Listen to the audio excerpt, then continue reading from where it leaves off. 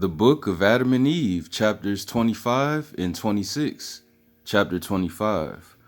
But the Most High Power knew that Adam had in his thoughts that he should often kill himself and make an offering to him of his blood.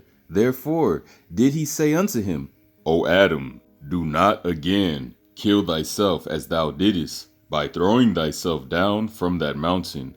But Adam said unto the Most High Power, It was in my mind to put an end to myself at once, for having transgressed thy commandments, and for having come out of the beautiful garden, and for the bright light of which thou hast deprived me, and for the praises which poured forth from my mouth without ceasing, and for the light that covered me. Yet of thy goodness, Most High Power of Israel, do not away with me altogether, but be favorable to me every time I die, and bring me to life.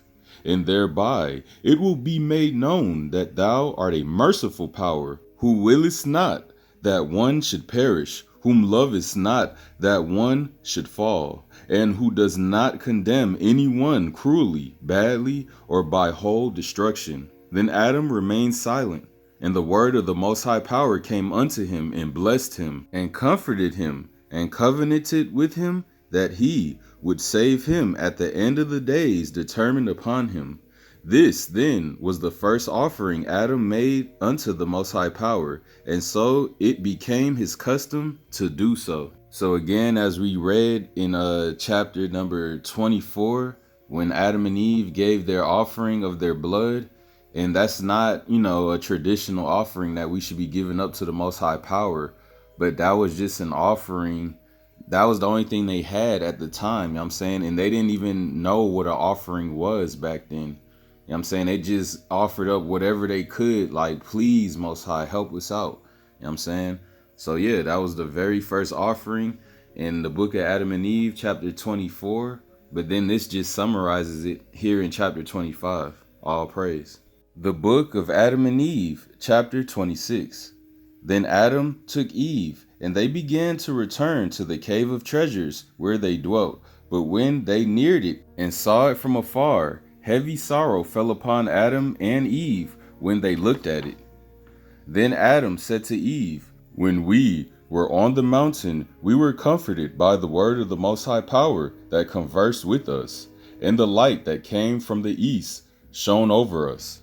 But now the word of the Most High Power is hidden from us, and the light that shone over us is so charged as to disappear, and let darkness and sorrow come upon us. And we are forced to enter this cave, which is like a prison, wherein darkness covers us, so that we are parted from each other. And thou canst not see me, neither can I see thee. When Adam had said these words, they wept and spread their hands before the Most High Power, for they were full of sorrow. And they entreated the Most High Power to bring the sun to them, to shine on them, so that darkness return not upon them, and they come not again under this covering of rock. And they wished to die rather than to see the darkness. Then the Most High Power looked upon Adam and Eve, and upon their great sorrow, and upon all they had done with a fervent heart, on account of all the trouble they were in, instead of their former well-being, and on account of all the misery that came upon them in a strange land. Therefore the Most High Power of Israel was not wroth with them, nor impatient with them, but he was long-suffering and forbearing towards them, as towards the children he had created. Then came the word of the Most High Power to Adam, and said unto him, Adam, as for the sun, if I were to take it and bring it to thee, days, hours, years, and months would all come to naught, and the covenant I have made with thee would never be fulfilled. But thou shouldest then be turned and left in a long plague, and no salvation would be left to thee forever. Yea, rather bear long and calm thy soul, while thou abide night and day, until the fulfillment of days, and the time of my covenant is come. Then shall I come and save thee, O Adam, for I do not wish that thou be afflicted.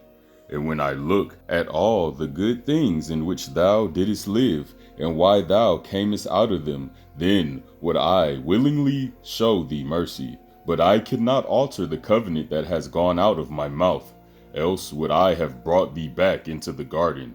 When, however, the covenant is fulfilled, then shall I show thee and thy seed mercy, and bring thee into a land of gladness, where there is neither sorrow nor suffering, but abiding joy and gladness, and light that never fails, and praises that never cease, and a beautiful garden that never pass away. And the Most High Power said again unto Adam, Be long-suffering, and enter the cave, for the darkness of which thou was afraid shall only be 12 hours long, and when ended, light shall arise. Then, when Adam heard these words from the Most High Power, he and Eve worshipped before him, and their hearts were comforted. They returned into the cave after their custom, while tears flowed from their eyes, sorrow and wailing came from their hearts, and they wished their soul would leave their body. And Adam and Eve stood praying until the darkness of the night came upon them, and Adam was hid from Eve, and she from him. And they remained standing in prayer.